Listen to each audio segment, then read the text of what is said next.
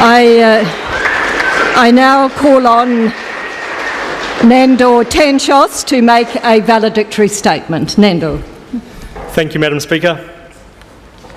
I give thanks and praise unto the Most High Jah Rastafari. I give greetings to all in the name of the Holy Trinity, the Almighty Father, the Divine Mother, the Child that is love made life. I greet the members of this House for the last time as one of you. I greet those in the gallery, and I thank you for honouring me by your presence, and especially my beloved Ngahuia Murphy. And my greetings to my anu and my apu, my friends, family, allies and supporters watching from Africa, from Europe, from Asia, from the Americas, from Australia. Jagai to you all. Madam Speaker, I was elected to this Parliament in 1999 and my life changed. I knew it would. Unlike most members of the public, I had a pretty good idea what being an MP was like. It was one of the reasons I hesitated to stand. It's life, Jim, but not as we know it. It's an intense 24/7 job. We digest enormous amounts of information, sometimes boring, and then we have to make decisions that affect real people. It means being constantly available to the media, to the public and to the party.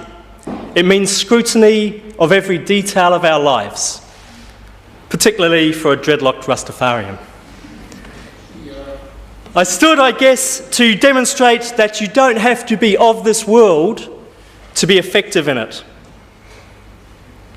Be true to oneself, whoever one may be, and take your seat as an equal, whether it's here in the House of Representatives or in the dust of the streets. So when a kid grabbed my arm on the dance floor and said, "Hey bro, what's up in Parliament?" I considered it an honour, because my purpose here has been to represent those who have had no voice here, those held in contempt by too many of us. I came to Parliament thinking you're all a bunch of bastards, and I was wrong. There are many good people here. The very notion that all politicians are dishonest is misconceived, because if we think that politicians are all venal, then we expect nothing from them but venality.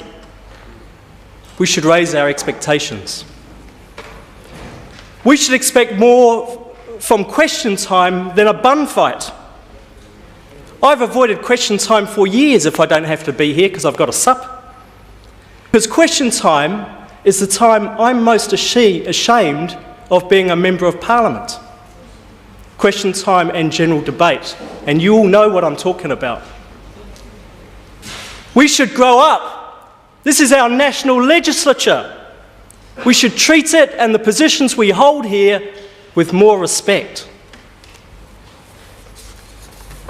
But I don't just blame MPs. The buzzards who sit watching us from up there, waiting for the next political corpse to pick over, are also to blame. Because they'll always report a fight, which is why the pugnacious Mr. Peters always gets a headline. But stand to talk about anything real, and most of them flap their wings and fly away. Most of them. And I thank you for being here too.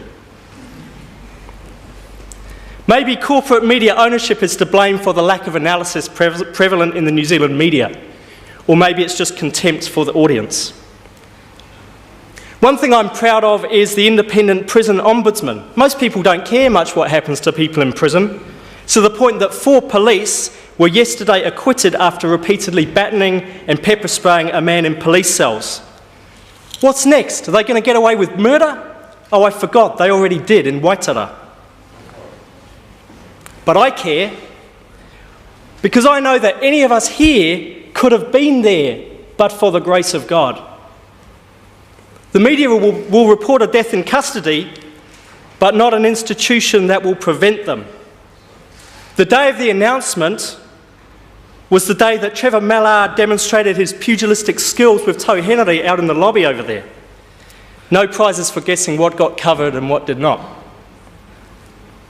So to the media gallery, my love to you all. But I would ask that you scrutinise yourselves at night as fiercely as you scrutinise us during the day. Some people say that Guy Fawkes was the only politician to enter Parliament with honest intentions. I don't think that's true. Many, perhaps most MPs enter with honest intentions, but we are compromised by this institution. How many times have Green MPs spoken in this House to have other MPs sidle over and tell us quietly, we agree with you? But they are silenced by their hopes for advancement, for promotion, or sometimes just to stay where they are. My mum used to say you have to get into the system to change it. And it's true that we need good people working within, but the danger is the system changed us as much as we change the system, if not more. And that's why I'm leaving. After 9 years, and for those members of the public who judge the behaviour of others by their own standard, no, there are no perks coming to me. After 9 years, it's time to cleanse my soul. So to all members of this House, from the most senior to the newest entrant, I pray for you that you remember the light that shines within us, so you can light a path for yourselves and for others. Because the problem is not how many people enter this place with honest intentions, but how many people leave with them intact. It's easy to slip. We become bloated by self-importance. People open doors for us, they clean our offices at night, they provide us with advice and support, and they wait on our decisions.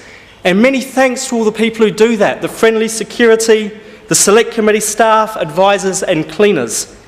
And my thanks to the fantastic Green Party staff who are up there, who are so critical to the work we do as MPs.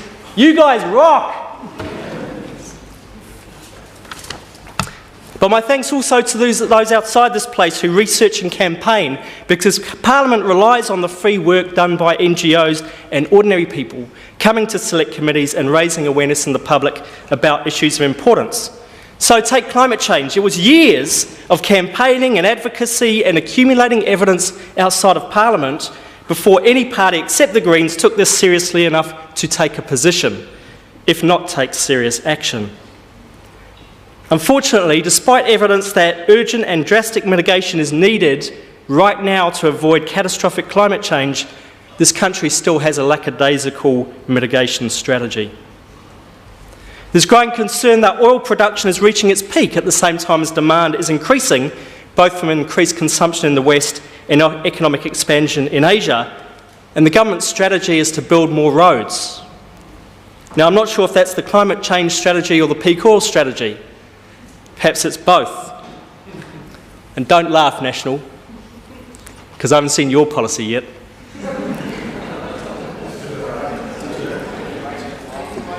I haven't even begun to talk about metals depletion or the food insecurity and political instability that will result from climate change and peak oil, or about the sustained economic recession that will result as the global economy crashes into the ecological limits of our planet. And if you think that the life we're living in privileged countries like Aotearoa, New Zealand, is sustainable in any way, you are seriously deluded.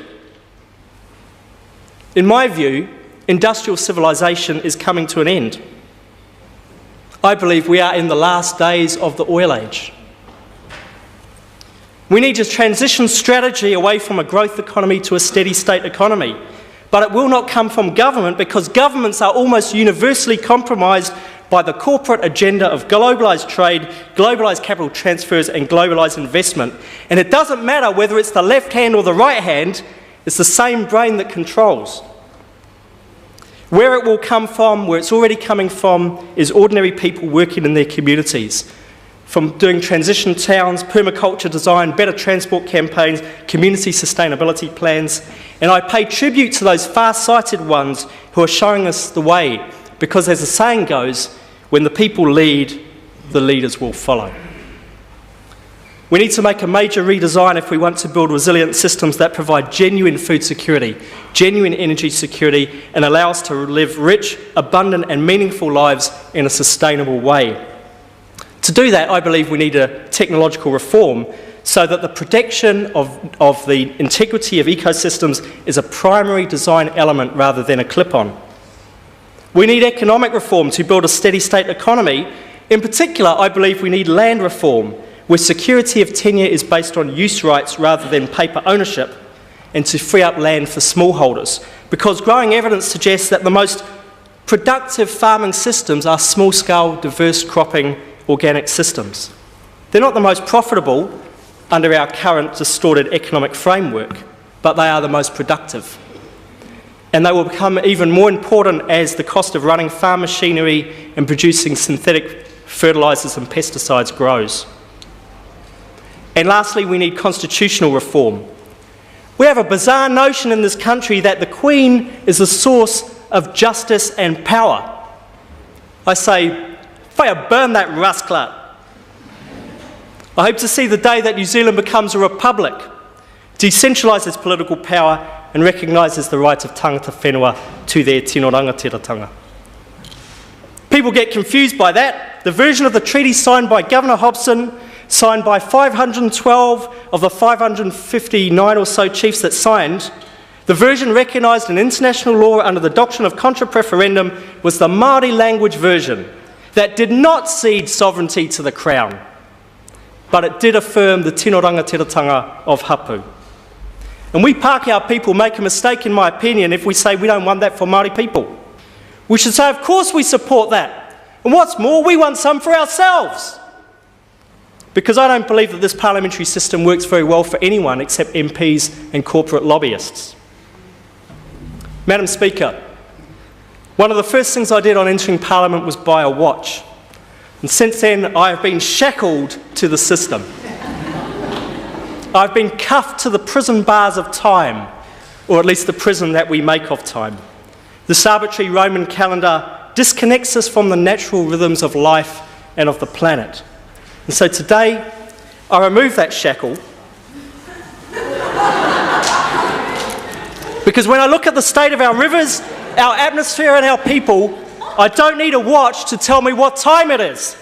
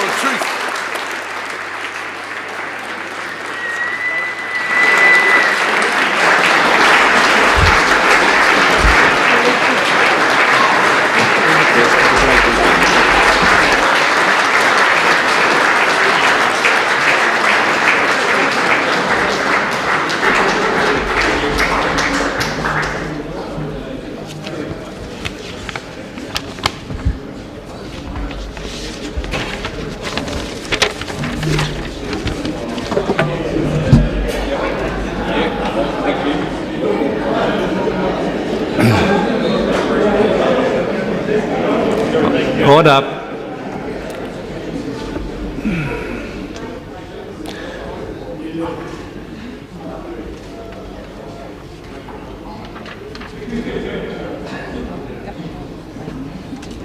Number 3. Yeah. Order. The House will continue with its normal business.